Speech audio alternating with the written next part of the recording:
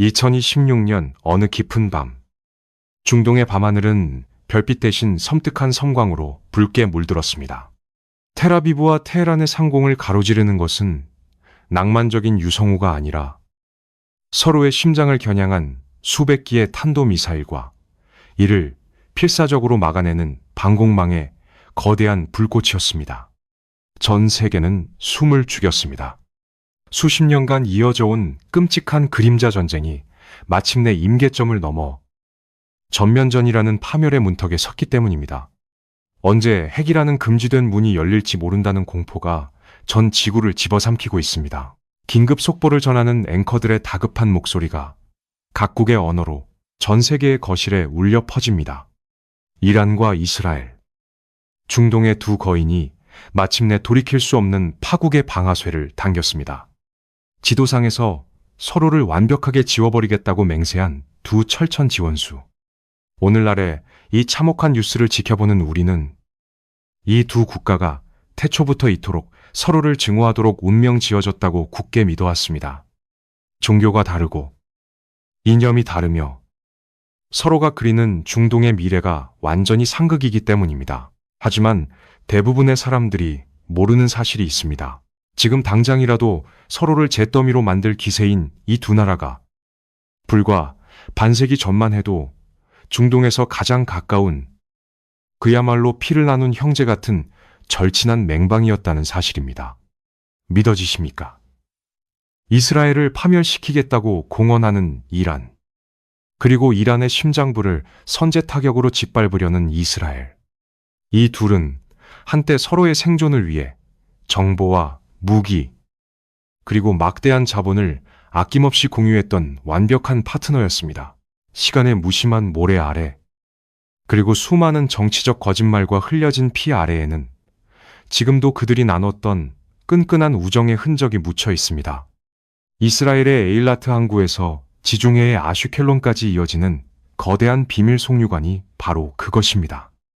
이 거대한 금속의 혈관은 한때 이란의 검은 황금을 이스라엘로, 그리고 더 넓은 세계로 은밀하게 실어 나르던 두 나라 우정의 심장이었습니다. 이 잊혀진 거대한 파이프라인은 대체 어떻게 만들어졌을까요? 그리고 무엇이 그토록 견고했던 이 두 나라를 돌이킬 수 없는 파멸의 적대 관계로 몰아넣은 것일까요? 핏빛으로 물든 2026년의 참혹한 밤하늘을 뒤로하고 우리는 이제 모래먼지 휘날리는 과거의 비밀스러운 장막을 걷어낼 시간입니다. 시계를 거꾸로 돌려 1960년대와 70년대의 중동으로 가보겠습니다. 텔아비브의 공항 활주로에는 어떤 비행 일정표에도 나와 있지 않은 유령 비행기들이 이륙을 준비하고 있었습니다. 국가마크를 교묘하게 지운 이 비밀스러운 비행기들의 목적지는 놀랍게도 이란의 수도 테헤란이었습니다. 당시 테헤란에 도착한 이스라엘의 엘리트 정보 요원들과 군사 고문관들은 어두운 골목에 숨어 지내기는커녕 페르시아 용단이 깔린 최고급 호텔과 테헤란의 화려한 밤거리를 그 어느 곳보다도 자유롭게 활보했습니다. 건국 직후부터 아랍 국가들에게 사방이 둘러싸여 매일같이 존립의 위협을 받던 이스라엘에게 아랍의 바다 너머에 자리 잡은 거대한 비아랍 국가 이란은 완벽한 구세주이자 탈출구였습니다. 이른바 주변부 전략이라는 치밀한 계산 아래 이스라엘은 이란의 팔레비 국왕에게 은밀한 손을 내밀었습니다. 팔레비 국왕 역시 자신을 눈엣가시로 여기며 호시탐탐 왕좌를 노리는 주변 아랍 국가들을 견제하기 위해 중동에서 가장 독보적인 군사력과 정보력을 가진 이스라엘의 힘이 절대적으로 필요했습니다. 종교의 차이는 이들에게 아무런 장애물이 되지 않았습니다. 오직 생존이라는 본능 앞에서 완벽한 이해관계의 일치가 이루어진 것입니다. 이스라엘은 국가를 굴러가게 할 생존의 피, 즉 석유가 미치도록 절실했고, 이란은 주체할 수 없이 넘쳐나는 석유를 서방 세계에 내다팔 확실한 통로와 국가를 근대화할 최첨단 기술이 필요했습니다. 두 나라는 곧바로 거대한 밀월 관계의 소용돌이 속으로 빠져들었습니다. 이란의 검은 황금을 지중해로 빼내기 위해 거대한 비밀 송유관이 사막을 가로질러 건설되었습니다. 이스라엘은 이란의 석유를 유럽으로 수출하는 비밀스러운 중간 기착지 역할을 하며 막대한 부를 축적했고, 이란은 그 대가로 이스라엘의 최첨단 농업 기술과 무기 체계를 스펀지처럼 빨아들이며 중동의 군사 강국으로 무섭게 발돋움했습니다. 그러나 진짜 이야기는 여기서부터 시작됩니다. 단순한 자원과 기술의 교환을 넘어 두 나라는 감히 누구도 상상조차 하기 힘든 극비 군사 프로젝트에 착수합니다. 암호명 플라워 프로젝트. 그것은 최신형 전투기를 개량하고 나아가 엄청난 파괴력을 지닌 최첨단 장거리 미사일을 두 나라가 공동으로 설계하고 개발하는 그야말로 세기의 군사동맹이었습니다. 이란은 이 웅장한 프로젝트에 쏟아부을 천문학적인 오일머니를 기꺼이 내놓았고, 이스라엘은 그들의 천재적인 국방 설계도와 기술력을 아낌없이 제공했습니다. 두 나라는 서로의 가장 치명적인 창과 방패를 함께 벼려내며 중동의 패권을 완벽하게 장악하려 했습니다.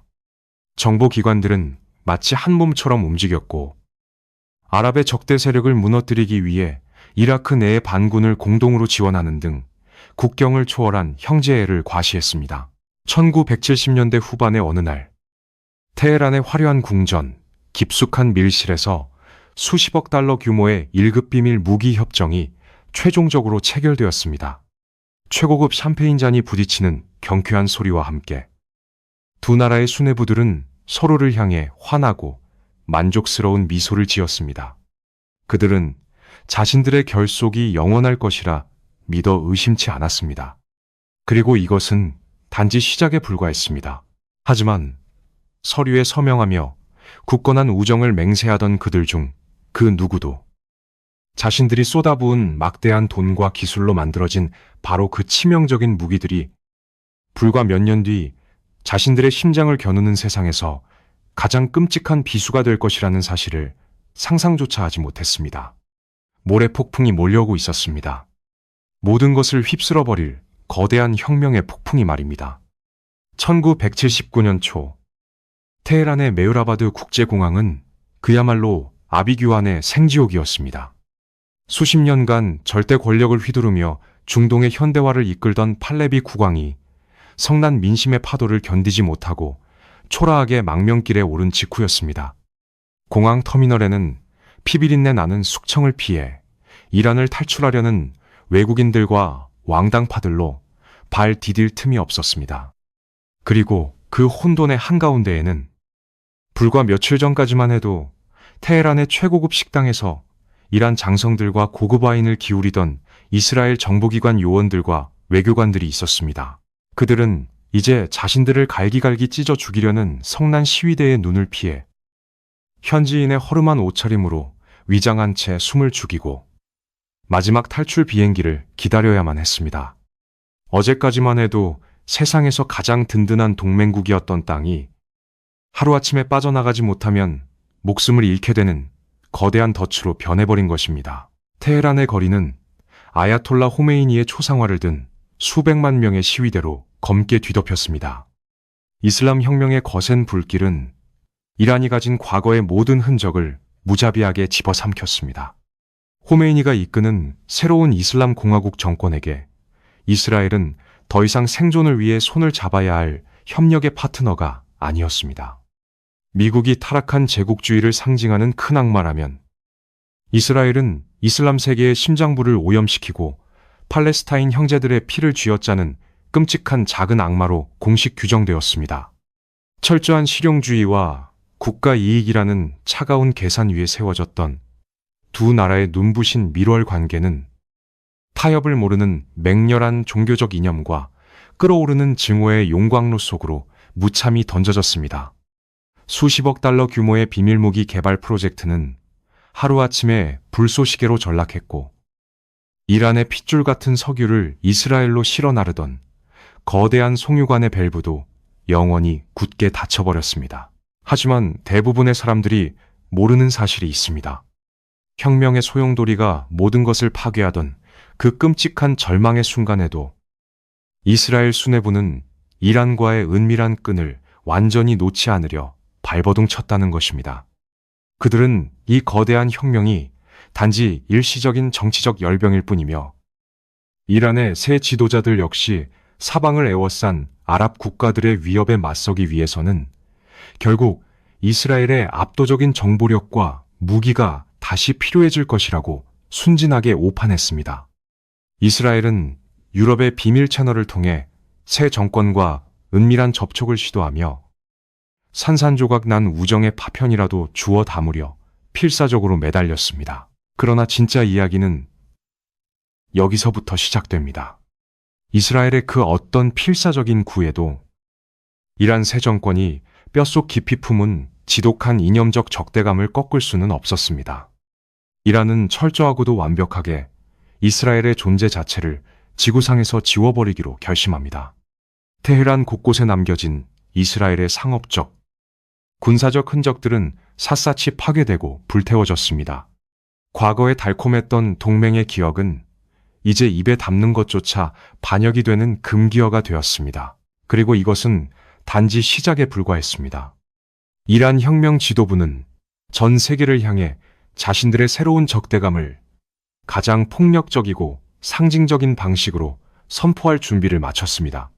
분노에 찬 시위 군중들이 테헤란 중심부에 위치한 이스라엘 대사관의 육중한 철문을 부수고 난입했습니다. 대사관 건물 꼭대기에서 펄럭이던 이스라엘의 국기가 찢겨나가고 성난 발길질 아래 짓밟혔습니다. 하지만 이란은 단순히 적국의 대사관을 불태우는 수준에서 멈추지 않았습니다. 그들은 이스라엘의 심장을 가장 잔인하게 도려낼 상징적인 인물을 테헤란으로 직접 초대했습니다. 바로 이스라엘과 피 튀기는 전쟁을 벌이던 팔레스타인 해방기구의 최고 지도자였습니다. 이란의 새 지도부는 텅 빈 이스라엘 대사관 건물의 열쇠를 그의 손에 직접 쥐어주며 그곳을 팔레스타인 대사관으로 공식 선포해버렸습니다. 한때 두 나라가 비밀스럽게 우정을 속삭이던 외교의 심장부가 하루아침에 이스라엘을 지도에서 지워버리겠다는 피와 불꽃의 성전으로 뒤바뀐 것입니다. 아무도 멈출 수 없는, 돌이킬 수 없는 끔찍한 그림자 전쟁의 서막이 마침내 그 핏빛 장막을 올렸습니다. 혁명의 거센 불길이 양국의 운명을 가르기 전, 이 복잡하게 얽힌 중동의 체스판 위에는 각자의 생존과 야망을 위해 돌이킬 수 없는 수들을 두었던 핵심 인물들이 있었습니다. 모든 위대한 역사의 비극이 그렇듯 이란과 이스라엘의 피비린내, 나는 서사 역시 몇몇 지도자들의 은밀한 야심, 냉혹한 실용주의, 그리고 결국 통제할 수 없게 된 이념적 광기에서 비롯되었습니다. 먼저 이란의 팔레비 국왕, 무하마드 레자 팔레비를 살펴봐야 합니다. 그는 자신을 고대 페르시아 제국의 영광을 재건할 현대의 황제라고 굳게 믿었습니다. 웅장한 궁전에서 서방의 최고급 문화를 향유하며 이란을 중동 최고의 근대화된 산업 국가이자 군사 강국으로 탈바꿈시키려는 야망에 불타올랐습니다. 그에게 가장 큰 위협은 국경을 맞댄 아랍 국가들의 끊임없는 도발과 견제였습니다. 아랍 민족주의의 거센 물결 속에서 비아랍계 이슬람 국가인 이란은 언제든 고립될 수 있는 아슬아슬한 섬과 같았습니다. 팔레비 국왕에게 이스라엘은 신이 내린 완벽한 도구였습니다. 그는 종교적인 형제 따위는 가볍게 무시할 만큼 철저한 실용주의자였습니다. 이스라엘의 압도적인 군사기술과 서방을 향한 막강한 정보력, 그리고 그들의 천재적인 농업기술은 이란의 사막을 옥토로 바꾸고 군대를 현대화하는데 필수 불가결했습니다. 그 대가로 국왕은 넘쳐나는 석유를 이스라엘의 헐값으로 쏟아부었고 테헤란을 이스라엘 정보기관 모사드의 중동 최대 놀이터로 만들어 주었습니다. 하지만 그의 오만한 근대화 정책과 철권 통치는 이란 민중의 피를 쥐어짰고 결국 종교 지도자들의 거센 분노를 샀습니다. 그는 자신이 쌓아 올린 바벨탑이 얼마나 위태로운 모래성인지 깨닫지 못했습니다. 그리고 이스라엘 측에는 다비드 벤구리온을 비롯한 초기 총리들이 있었습니다.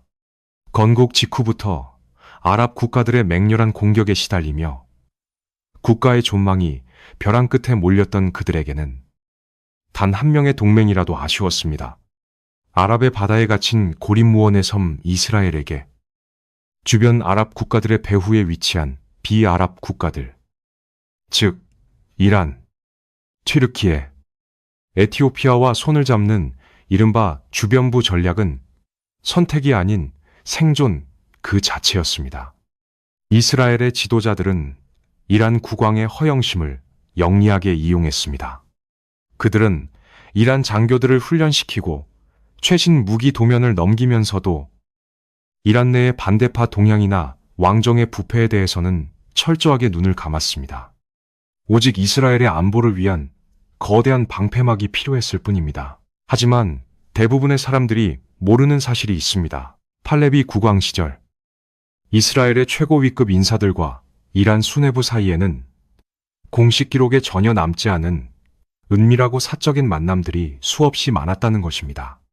테헤란의 고급 별장에서 이루어진 비밀 회동에서 이스라엘의 한 고위 장성은 이란 국왕에게 아랍 국가들을 상대로 한 해고산의 필요성까지 넌지시 언급했다고 전해집니다.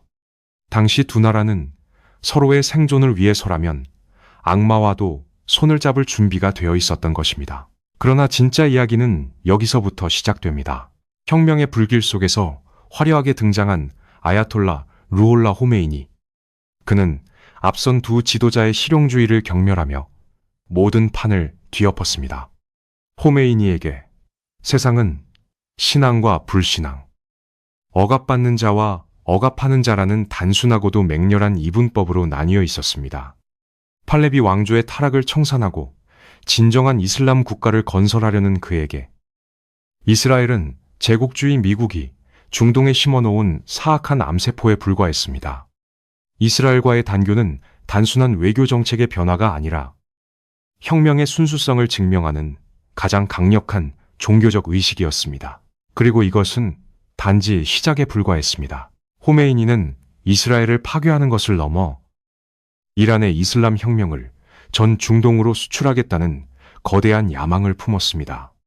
혁명의 초창기, 테헤란의 잿빛 콘크리트 건물 지하, 담배 연기로 자욱한 밀실에서 호메이니와 그의 최측근들은 중동의 지형을 영원히 바꿔놓을 운명적인 결정을 내립니다. 정규군만으로는 멀리 떨어진 이스라엘과 직접 맞서기 어렵다는 한계를 깨달은 그들은 다른 국가들의 그림자 속에 숨어 이스라엘의 심장을 타격할 새로운 방식의 군대를 창설하기로 합의합니다. 단 한 번의 비밀스럽고 독단적인 이 결정은 훗날 레바논의 거리를 피로 물들이고 이스라엘을 끝없는 공포의 수렁으로 몰아넣을 가장 끔찍한 괴물, 헤즈볼라라는 이름의 거대한 악몽을 잉태하는 치명적인 씨앗이 되고 말았습니다. 역사의 수레바퀴는 이제 파멸을 향해 무섭게 구르기 시작했습니다. 1980년대 중동의 지도는 피와 화약 냄새로 얼룩졌습니다. 이슬람 혁명의 붉은 열기가 채식기도 전에 이란은 이웃 이라크의 사담 후세인과 길고 참혹한 8년 전쟁의 늪에 빠져들었습니다. 국경선은 매일같이 시체로 뒤덮였고 양국은 서로의 수도에 미사일을 퍼부으며 공멸의 길을 걷고 있었습니다. 어느 날 아침 레바논 남부의 해안 도시 티레에 위치한 이스라엘 군사본부 건물을 향해 폭발물을 가득 실은 트럭 한 대가 미친 듯이 돌진했습니다. 귀를 찢는 굉음과 함께 거대한 콘크리트 건물이 산산조각 나며 무너져 내렸고 수많은 이스라엘 군인들이 잔해 속에서 처참하게 목숨을 잃었습니다. 이 끔찍한 사건은 이스라엘 사회에 엄청난 충격과 공포를 안겨주었습니다. 그것은 단순한 기습 공격이나 일반적인 테러가 아니었습니다. 중동 역사상 처음으로 등장한 자살 폭탄, 테러라는 극단적이고 치명적인 전술이었으며 그 배후에는 수천 킬로미터 떨어진 곳에서 조종간을 쥐고 있는 새로운 절대 권력이 존재했기 때문입니다. 이스라엘 수뇌부는 뼈저리게 깨달았습니다. 이제 그들이 마주한 적은 과거처럼 탱크를 앞세워 국경을 맞대고 정규전을 벌이는 낡은 아랍 국가들의 군대가 아니었습니다. 이란은 자신들의 손에 직접 피를 묻히지 않고도 이스라엘의 심장을 찌를 수 있는 유령 같은 존재들을 만들어냈습니다. 이란의 최정예 부대인 혁명수비대 요원들은 레바논의 험준한 산악지대와 깊은 계곡으로 은밀히 스며들었습니다. 그들은 가난하고 이스라엘의 분노를 품은 젊은이들을 모아 혹독하게 훈련시키고 최신 무기로 무장시켰습니다. 그렇게 탄생한 무장단체가 바로 훗날 이스라엘의 가장 끔찍한 악몽이 될 신의 당, 헤즈볼라였습니다. 이란은 이라크와의 끝없는 소모전으로 국가 경제가 파산 직전에 내몰린 절망적인 상황 속에서도 혁명 수출이라는 거대한 명분 아래 막대한 자금과 살상 무기를 레바논으로 쏟아부었습니다. 보이지 않는 적과 싸워야 하는 대리전이라는 잔혹한 게임의 막이 본격적으로 오른 것입니다. 하지만 대부분의 사람들이 모르는 사실이 있습니다. 이 시기 이란과 이스라엘은 전 세계의 모든 언론 매체와 공식적인 외교 석상에서 서로를 악마라 부르며 끔찍한 저주를 퍼붓고 있었습니다. 이란의 종교 지도자들은 매주 광장에 모인 수만 명의 군중을 향해 이스라엘의 죽음을 이라는 구호를 외치도록 선동했고, 이스라엘의 정치인들 역시 이란을 세계 평화를 위협하는 가장 위험한 맹독이자 테러 지원국으로 규정하며 맹비난을 쏟아냈습니다. 겉으로 보기에 두 나라는 당장이라도 서로의 머리 위로 핵폭탄을 떨어뜨릴 것만 같은 절대 타협할 수 없는 철천지원수였습니다. 그러나 진짜 이야기는 여기서부터 시작됩니다. 낮에는 레바논의 핏빛, 진흙탕 속에서 서로의 대리인들을 통해 무자비한 사륙전을 벌이던 두 나라가 세계의 눈을 피해 어둠이 내리면 전혀 다른 기괴하고 은밀한 거래를 나누고 있었다는 사실입니다. 이라크와의 소모전으로 무기고가 텅 비어버린 이란은 절망적이었습니다. 서방 세계의 엄격한 무기 금수 조치로 인해 총알 한 발, 전투기 부품 하나조차 구하기 힘든 고립무원의 처지였습니다. 그리고 이스라엘은 자신들의 국경을 위협하는 레바논 헤즈볼라의 그림자 뒤에 이란이 버티고 있다는 것을 너무나도 잘 알고 있었습니다. 그리고 이것은 단지 시작에 불과했습니다. 어느 깊고 어두운 밤, 이란의 수도 테헤란 외곽에 위치한 공항의 외딴 활주로의 불빛을 모두 끈 정체불명의 거대한 수송기 한 대가 굉음을 내며 은밀하게 착륙했습니다. 비행기의 꼬리 날개에는 이란도 이스라엘도 아닌 제3국의 낯선 국기가 그려져 있었습니다. 공항 주변의 경계가 그 어느 때보다 삼엄한 가운데 수송기의 육중한 뒷문이 열리고 수백 개의 무거운 나무 상자들이 쉴 새 없이 지게차로 옮겨졌습니다. 그 튼튼한 나무 상자들 안에는 이란 군대가 이라크의 전차 부대를 막아내기 위해 그토록 애타게 찾던 최첨단 대전차 미사일과 전투기 부품들이 가득 채워져 있었습니다. 그런데 상자를 열어 그 무기들에 선명하게 새겨진 일련 번호와 제조국 마크를 확인한 이란의 고위 장교들은 자신의 눈을 의심할 수밖에 없었습니다. 혁명을 수호하기 위해 이란 땅에 비밀스럽게 도착한 그 치명적인 무기들의 진짜 출처는 다름 아닌 그들이 매일같이 멸망을 기도하며 온 국민이 저주를 퍼붓던 철천지원수, 바로 이스라엘이었기 때문입니다. 전 세계의 텔레비전 화면과 신문 일면은 연일 두 국가의 맹렬한 적대감으로 도배되었습니다. 이란의 지도자들은 이스라엘을 지구상에서 완전히 도려내야 할 악성 종양이라고 부르며 분노를 토해냈고, 이스라엘의 총리 역시 이란을 세계 평화를 위협하는 가장 끔찍한 테러의 배후로 지목하며 국제사회의 강력한 제재를 촉구했습니다. 대중들은 이 완벽하게 연출된 징후의 연극을 한치의 의심도 없이 믿었습니다. 종교적 극단주의와 생존의 공포가 맞부딪히는 중동의 한복판에서 두 나라가 서로에게 총구를 겨누는 것은 너무나도 당연하고 자연스러운 역사의 순리처럼 보였습니다. 하지만 대부분의 사람들이 모르는 사실이 있습니다. 바로 그 치명적인 적대감이 극에 달했던 순간, 역설적이게도 두 나라 사이에는 수천만 달러가 오가는 거대하고 은밀한 지하 거래망이 미친 듯이 가동되고 있었다는 것입니다. 이념의 장막 뒤에 숨겨진 진실은 몹시도 차갑고 잔혹했습니다. 당시 이스라엘 수뇌부의 머릿속을 지배했던 것은 이란의 종교적 수사가 아니라 당장 국경을 위협하는 이라크의 독재자 사담 후세인이었습니다. 이스라엘의 냉혹한 전략가들은 이라크와 피비린내 나는 전쟁을 치르고 있는 이란을 은밀하게 지원함으로써 두 이슬람 국가가 서로의 힘을 갉아먹으며 서서히 피를 말려가기를 원했습니다. 적의 적은 친구라는 오래된 격언이 가장 기괴한 형태로 실현된 것입니다. 무기가 절실했던 이란 역시 자신들이 그토록 저주하던 작은 악마의 손을 잡는 것을 주저하지 않았습니다. 여기서 우리는 스스로에게 아주 근본적이고 무거운 질문을 던지게 됩니다. 국가의 절박한 생존과 지도자들의 권력 유지 앞에서 그들이 그토록 목 놓아 외치던 종교적 신념과 이념이란 과연 무슨 의미가 있는 것일까요? 대중을 선동하기 위해 흘린 그 많은 피와 눈물은 결국 밀실에서 이루어지는 차가운 계산 앞에서는 한낱 휴지 조각에 불과했던 것은 아닐까요?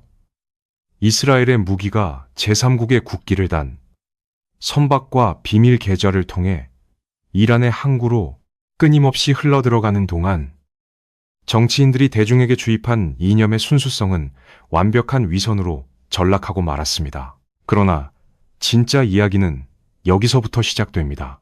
이 소름 끼치는 이중 플레이는 그 자체로 끔찍한 모순을 낳았습니다. 이란은 이스라엘로부터 은밀하게 사들인 미사일과 전투기 부품으로 이라크와의 전쟁을 버텨냈지만 동시에 그 전쟁에서 살아남아 축적한 힘과 자본을 바탕으로 레바논의 무장단체를 더욱 강력하게 키워냈습니다. 즉, 이스라엘이 이란에 팔아넘긴 무기 대금이 돌고 돌아 결국 이스라엘 민간인들을 향해 날아오는 로켓포를 만드는 자금으로 쓰이는 기가 막힌 죽음의 순환 고리가 완성된 것입니다. 누구도 통제할 수 없는 이 잔혹한 체스 게임 속에서 두 나라는 자신들이 파놓은 모순의 함정 속으로 깊숙이 빠져들고 있었습니다. 그리고 이것은 단지 시작에 불과했습니다. 1980년대 후반, 길고 참혹했던 이란과 이라크의 전쟁이 마침내 끝을 맺었습니다. 양쪽 모두 막대한 피해를 입었고 이스라엘이 그토록 두려워하던 공통의 적인 이라크의 힘은 현저하게 쇠퇴했습니다. 이라크라는 거대한 완충지대이자 공통의 위협이 사라지자 그제야 이란과 이스라엘은 서로의 민낯을 온전히 마주하게 되었습니다. 더 이상 어둠 속에서 무기를 거래하며 타협할 명분도 필요성도 사라져버렸습니다. 비밀 거래의 파이프라인은 완전히 끊어졌고 두 국가 사이에는 이제 어떠한 완충장치도 남지 않았습니다. 차가운 이익의 동맹이 끝나는 순간 수십 년간 쌓여온 진짜 증오와 이념적 적대감이 폭발하기 시작했습니다. 굳게 닫힌 철의 장막 너머로 이스라엘을 향한 이란의 진짜 칼날이 소리 없이 번뜩이고 있었습니다. 이제 두 나라는 대리전의 그림자를 벗어나 서로의 심장을 직접 겨누는 돌이킬 수 없는 벼랑 끝으로 향하고 있었습니다. 2010년대 초반의 평범한 아침, 테헤란의 혼잡한 출근길, 한복판에서 끔찍한 굉음이 울려 퍼졌습니다. 매연을 뿜어내는 수많은 자동차들 사이로 오토바이 한 대가 유유히 다가오더니 은색 승용차의 문짝에 작은 자석폭탄 하나를 툭 하고 붙이고는 순식간에 사라졌습니다. 단 몇 초 뒤, 귀를 찢는 폭발음과 함께 승용차는 거대한 화염에 휩싸였습니다. 그 차 안에서 형체를 알아볼 수 없이 불타버린 시신은 평범한 시민이 아니었습니다. 그는 이란 최고 위급 핵물리학자였습니다. 백주 대낮의 수도 한가운데서 벌어진 이 미스터리하고도 충격적인 암살 사건은 두 나라 사이의 전쟁이 더 이상 레바논의 진흙탕이나 낡은 수송기 안에서 벌어지는 대리전이 아님을 온 세상에 알리는 섬뜩한 신호탄이었습니다. 1990년대 후반부터 이란은 사막 깊은 곳, 두꺼운 콘크리트 지하 벙커에 수천 개의 원심 분리기를 숨겨놓고 은밀하게 우라늄을 농축하기 시작했습니다. 이스라엘에게 이란의 핵무기 보유는 단순한 군사적 위협이나 정치적 압박이 아니었습니다. 그것은 과거 유대인들이 겪었던 끔찍한 대학살, 즉 국가와 민족의 완전한 소멸이 다시 반복될 수 있음을 의미하는 절대적인 생존의 한계선이었습니다. 이스라엘 정보기관은 이란의 핵 개발을 저지하기 위해 수단과 방법을 가리지 않겠다고 피해 맹세를 했습니다. 하지만 대부분의 사람들이 모르는 사실이 있습니다. 이스라엘의 정보망이 이란의 심장부, 그것도 가장 극비 보안 시설에서 일하는 과학자들의 일거수일투족을 소름 돋을 정도로 완벽하게 꿰뚫어보고 있었다는 것입니다. 그들은 표적이 된 과학자가 아침에 어떤 빵집에 들르는지, 몇 시에 가족과 인사를 나누고 차에 시동을 거는지조차 정확히 알고 있었습니다. 보이지 않는 암살자들의 그림자가 테헤란의 거리를 배회했고, 이란의 최고 엘리트 과학자들은 매일 아침 집을 나설 때마다 죽음의 공포와 마주해야만 했습니다. 총성 없는 사륙전이 이란의 한복판에서 일상처럼 벌어지고 있었습니다. 그러나 진짜 이야기는 여기서부터 시작됩니다. 폭탄과 총알로 과학자 몇 명을 암살하는 것만으로는 깊은 지하 벙커에서 쉴 새 없이 돌아가는 수만 개의 원심 분리기를 영원히 멈출 수 없다는 것을 이스라엘의 수뇌부는 너무나 잘 알고 있었습니다. 그렇다고 군사적 공습을 감행하는 것은 곧 중동 전체를 집어삼킬 전면전을 의미했기에 함부로 방아쇠를 당길 수도 없었습니다. 그들에게는 전투기나 미사일 없이 단 한 번의 총소리조차 내지 않고 적의 가장 깊숙하고 견고한 심장부를 파괴할 완전히 새로운 차원의 무기가 필요했습니다. 인류 역사상 단 한 번도 존재한 적 없던 보이지 않는 칼날을 벼려내야만 했습니다. 그리고 이것은 단지 시작에 불과했습니다. 어느 날 이란의 철통 같은 보안을 자랑하던 나탄즈 지하 핵시설에서 기괴하고 끔찍한 일들이 벌어지기 시작했습니다. 아무런 외부의 물리적 타격이나 침입의 흔적이 없었는데도 불구하고 우라늄을 농축하던 거대한 금속 원심 분리기들이 갑자기 미친 듯이 회전 속도를 높이더니 스스로 산산조각 나며 파괴되기 시작한 것입니다. 중앙 통제실의 모니터에는 모든 것이 정상적으로 작동하고 있다는 거짓 신호가 떠 있었지만 실제 현장에서는 수백, 수천 대의 기계들이 굉음을 내며 고철 덩어리로 변해가고 있었습니다. 이란의 최고 기술자들은 패닉에 빠졌고 이 보이지 않는 유령의 무차별적인 공격 앞에서 속수무책으로 무너져 내렸습니다. 무엇이 어떻게 자신들의 가장 은밀한 요새를 뚫고 들어왔는지조차 파악하지 못했습니다. 오랜 추적과 절망 끝에 이란 정부가 찾아낸 범인의 정체는 전 세계를 걷잡을 수 없는 충격과 경악 속에 빠뜨렸습니다. 그것은 스텔스 폭격기의 정밀 타격 미사일도 목숨을 건 암살자의 시한폭탄도 아니었습니다. 그것은 인간의 눈에 보이지 않는 수천 줄의 교묘하고 복잡한 컴퓨터 코드, 즉 인류 역사상 최초로 물리적 파괴를 목적으로 설계된 극도로 정교한 사이버 무기였습니다. 이 전례 없는 치명적인 컴퓨터 바이러스가 이란의 뇌관을 내부로부터 완벽하게 갉아먹었다는 사실이 세상에 밝혀진 순간 두 나라의 피말리는 군비 경쟁은 총칼을 넘어선 돌이킬 수 없는 새로운 벼랑 끝으로 내몰렸습니다. 수십 년간 이어진 피말리는 그림자 전쟁은 마침내 그 은밀하고 기만적인 장막을 찢어버렸습니다. 2024년부터 2026년에 이르는 숨 막히는 시간 동안 두 나라는 그동안 철저하게 지켜왔던 마지막 금지선, 이른바 레드라인을 무참히 짓밟았습니다. 더 이상 대리인을 내세우지도 사이버 공간에 숨지도 이름 모를 암살자의 총구 뒤에 몸을 숨기지도 않았습니다. 서로의 턱 밑까지 다가간 두 국가는 마침내 맨 얼굴을 드러내고 직접적인 타격을 주고받기 시작했습니다. 그리고 이것은 단지 시작에 불과했습니다. 역사상 처음으로 이란 본토의 메마른 대지 위에서 수백 기의 탄도미사일과 자폭 드론이 불을 뿜으며 솟아올랐습니다. 어두운 밤하늘을 가르는 붉은 궤적은 여러 주권 국가의 영공을 무단으로 가로질러 오직 한 곳, 이스라엘의 심장부를 향해 날아갔습니다. 수십 년간 유지되어 온 중동의 암묵적인 룰이 완전히 산산조각 나는 순간이었습니다. 이스라엘 전역에 뼈를 깎는 듯한 사이렌이 울려 퍼지고 아이언돔, 다윗의 돌팔매, 그리고 에로우 방공망이 밤하늘을 수놓으며 날아오는 미사일들을 요격했습니다. 하늘은 파멸의 불꽃놀이로 번쩍였습니다. 방공망을 뚫으려는 극초음속 미사일의 굉음이 대기를 찢어발겼고 사람들은 차가운 방공호 바닥에 웅크려 다가오는 종말의 발소리에 귀를 기울여야만 했습니다. 하지만 대부분의 사람들이 모르는 사실이 있습니다. 이 운명의 밤, 이스라엘을 향해 쏟아지는 이란의 끔찍한 미사일 비를 막아낸 것은 이스라엘과 미국의 군사력뿐만이 아니었다는 것입니다.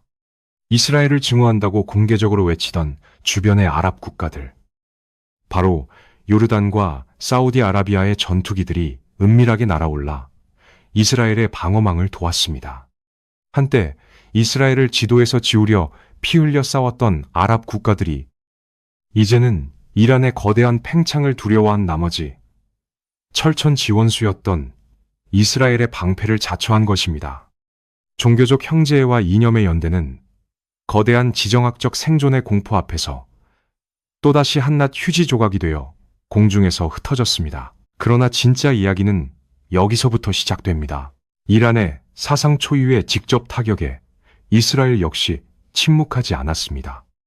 이스라엘의 최첨단 스텔스 전투기들은 이란의 촘촘한 방공망을 유유히 뚫고 들어가 이란 핵시설의 심장부인 이스파한의 최첨단 레이더 기지를 정확하게 타격했습니다. 그것은 우리가 원한다면 언제든 너희의 가장 깊숙한 곳, 나아가 핵시설 자체를 완전히 파괴할 수 있다는 섬뜩하고도 완벽한 사형 선고와도 같은 경고장이었습니다. 양국은 서로의 뺨을 번갈아 때리며 멈출 수 없는 죽음의 춤을 추기 시작했습니다. 2026년 갈등은 전례 없는 최고조에 달했습니다. 두 국가는 이제 이성적인 통제력을 잃어가고 있었습니다. 서로를 완전히 굴복시키기 위해 더 크고 더 빠르고 더 치명적인 무기들을 서슴없이 꺼내들었습니다. 중동의 하늘은 매일 밤 요격 미사일의 궤적과 거대한 폭발의 섬광으로 나처럼 밝았습니다. 그리고 운명의 장난처럼 누구도 예상치 못한 치명적인 오류가 발생했습니다. 이스라엘을 향해 음속의 몇 배로 날아가던 이란의 고위력 탄도미사일 중 하나가 원인 모를 이유로 궤도를 이탈한 것입니다. 설상가상으로 그 궤도에 맞춰 작동해야 할 이스라엘의 다층 방어 시스템이 갑작스러운 결함을 일으키며 요격 명령을 거부했습니다. 거대한 파괴의 덩어리가 수백만 명이 잠들어 있는 인구 밀집 지역 한가운데로 곤두박질 치기 직전에 그 찰나의 순간, 전 세계의 심장이 부섰고 두 나라의 수뇌부들은 마침내 인류가 그토록 두려워하던 돌아올 수 없는 최후의 핵버튼 위로 천천히 손을 뻗고 있었습니다. 2026년의 중동은 이제 거대한 잿빛 무덤으로 변해버렸습니다. 전면적인 파멸 직전까지 갔던 미사일 공방전의 충격파는 단지 두 나라의 국경 안에만 머물지 않았습니다. 페르시아만과 오만해를 잇는 좁고 험난한 바다 위로는 갈 곳을 잃고 멈춰선 수백 척의 거대한 유조선들이 끝없이 펼쳐져 있었습니다. 이란이 생존을 건 최후의 카드로 호르무즈 해협의 전면 봉쇄를 선언한 단 하룻밤 사이에 전 세계의 석유 가격은 인류가 한 번도 경험하지 못한 미지의 수치로 폭등했습니다. 런던과 뉴욕, 그리고 도쿄의 주식시장은 일제히 비명을 지르며 붕괴했고 전 지구적인 경제마비 사태가 도미노처럼 번져나갔습니다. 평범한 시민들은 텅 빈 주유소 앞에 끝이 보이지 않는 줄을 서며 다가오는 세계 대공황의 공포에 몸을 떨어야 했습니다. 이스라엘과 이란이 쏟아부은 맹렬한 타격의 대가는 수십 년 동안 아슬아슬하게 유지되던 중동의 지정학적 체스판을 완전히 산산조각 냈습니다. 아랍 세계는 걷잡을 수 없는 분열과 혼란의 내시로 빠져들었습니다. 팽창하는 이란을 막기 위해 굴욕을 감수하고 이스라엘의 방패막이를 자처했던 일부 순위파 국가들의 거리는 성난 대중들의 폭동으로 붉게 불타올랐습니다. 같은 이슬람 형제를 배신하고 시온주의 국가를 도왔다는 맹렬한 분노가 아랍 민중의 가슴에 불을 질렀고, 정권의 붕괴를 요구하는 피비린 내 나는 시위가 온 중동을 뒤흔들었습니다. 하지만 대부분의 사람들이 모르는 사실이 있습니다. 이 거대한 혼돈과 붕괴의 뒤편에서 쇠락해가는 서방의 패권과 새롭게 부상하는 동방의 거인들이 자신들의 이익을 챙기기 위해 중동이라는 피투성이 무대 위로 은밀하게 체스말을 옮기고 있었다는 것입니다. 미국의 거대한 항공모함 전단이 이스라엘을 방어하고 봉쇄된 해협을 뚫기 위해 해역을 빈틈없이 에워싸는 동안 동방의 초강대국들은 경제 제재로 숨통이 끊어지기 직전인 이란의 막대한 자본을 수혈하며 텅 빈 이란의 무기고를 최첨단 무기로 조용히 채워주고 있었습니다. 이스라엘과 이란의 참혹한 충돌은 이제 중동을 넘어 전 세계를 양분하는 거대한 초강대국들의 목숨을 건 대리전으로 무섭게 번져가고 있었습니다. 그러나 진짜 이야기는 여기서부터 시작됩니다. 세계의 무역로가 막히고 강대국들이 이빨을 드러내며 으르렁거리는 사이, 전쟁의 당사자인 이스라엘과 이란의 내부는 회복 불가능한 상태로 참혹하게 썩어 들어가고 있었습니다. 끝없는 군사적 긴장과 천문학적인 전시 예산은 두 나라의 경제를 완전히 파탄냈습니다.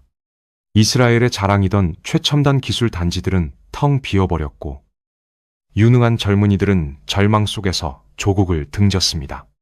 테헤란의 거대한 시장에서는 빵 한 조각과 의약품을 구하기 위한 시민들의 처절한 폭동이 일상이 되었습니다. 두 국가는 서로를 철저하게 파괴하기 위해 국가가 가진 모든 생명력을 남김없이 쥐어짜냈지만, 결국 그들이 파괴한 것은 적의 심장이 아니라 자신들의 처참한 미래였습니다. 그리고 이것은 단지 시작에 불과했습니다. 길고 끔찍했던 직접 충돌이 남긴 것은 오직 피비린내 나는 폐허와 극도의 피로감뿐이었습니다. 수만 발의 미사일과 무인기가 휩쓸고 지나간 자리, 양국이 서로를 향한 맹목적인 증오로 기진맥진에 쓰러져 거친 숨을 몰아쉬는 바로 그 순간, 중동의 거대한 권력 공백을 노리며 잿더미 속에서 소리 없이 고개를 쳐드는 새로운 그림자가 있었습니다. 이스라엘도, 이란도, 심지어 아랍의 전통적인 맹주들마저 모두가 피를 흘리며 쓰러진 이 무주공산의 땅에서 이 모든 참혹한 혼란을 비웃기라도 하듯 철저하게 계산된 발걸음으로 다가오는 제3의 세력이 있었습니다. 오랫동안 어둠 속에서 자신들의 차례를 기다리며 잔인하게 칼을 갈아온 이 새로운 지배자는 과연 누구일까요? 두 철천지 원수가 서로의 목을 조르며 자멸하는 동안 새로운 시대의 핏빛 질서를 완전히 다시 쓰기 위해 등장한 이 거대한 포식자는 이제 파괴된 중동의 잔해 위에서 전 세계를 또 다른 공포의 심연으로 밀어넣을 준비를 완벽하게 마친 상태였습니다.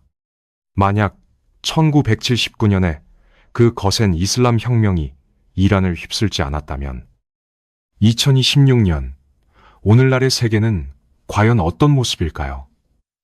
아마도 테헤란과 텔아비브를 오가는 직항 항공편은 매일 수많은 사업가와 관광객으로 붐볐을 것입니다. 이스라엘의 최첨단 인공지능 기술과 이란의 막대한 자본, 그리고 풍부한 자원이 결합하여 중동은 유럽을 능가하는 세계 최고의 번영을 누리는 평화로운 오아시스가 되었을지도 모릅니다. 하지만 현실은 너무나도 잔혹합니다. 한때 서로의 생존을 지켜주던 두 맹방은 이제 서로의 심장에 핵을 꽂아 넣으려 혈안이 된 가장 끔찍한 철천 지원수가 되어 전 세계를 제3차 세계대전이라는 파멸의 벼랑 끝으로 몰아넣고 있습니다. 우리는 이 길고 피비린내 나는 역사의 여정을 통해 하나의 무서운 진실을 마주하게 됩니다. 두 나라가 완벽한 파트너에서 서로를 죽이지 못해 안달이 난적으로 돌변한 근본적인 원인은 사실 우리가 뉴스에서 매일 듣는 수천 년 된 종교적 갈등이나 신의 섭리 따위가 아니었다는 것입니다. 그것은 오직 지도자들의 차가운 지정학적 계산, 뼛속 깊은 고립의 공포, 그리고 권력을 유지하기 위한 끝없는 야욕의 결과물이었습니다. 국가의 생존이라는 명분 아래 종교는 대중을 선동하고 끔찍한 전쟁을 정당화하기 위해 완벽하게 재단된 날카로운 무기로 전락했을 뿐입니다. 하지만 대부분의 사람들이 모르는 사실이 있습니다. 수십 년간 서로를 향해 퍼부은 그 모든 맹렬한 저주와 종교적 징후의 밑바닥에는 역설적이게도 서로를 향한 기묘한 동질감과 깊은 이해가 여전히 웅크리고 있다는 것입니다.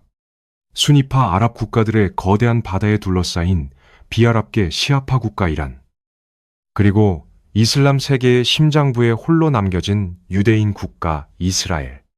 두 나라 모두 중동이라는 무자비한 정글에서 영원한 이방인이자 언제든 지도에서 지워질 수 있다는 끔찍한 생존의 트라우마를 공유하고 있습니다.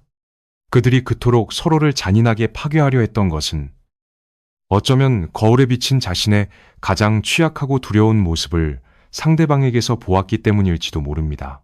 그러나 진짜 이야기는 여기서부터 시작됩니다. 2026년 잿더미로 변해가는 중동이 오늘날의 전 세계에 던지는 경고는 너무나도 섬뜩하고 명확합니다. 완벽한 안보란 절대적인 파괴를 통해서는 결코 얻어질 수 없다는 것입니다. 상대를 무너뜨리기 위해 수십 년간 키워온 대리전의 괴물들과 천문학적인 군비 경쟁은 결국 부메랑이 되어 두 나라 모두의 경제를 파탄내고 내부를 썩어 문드러지게 만들었습니다.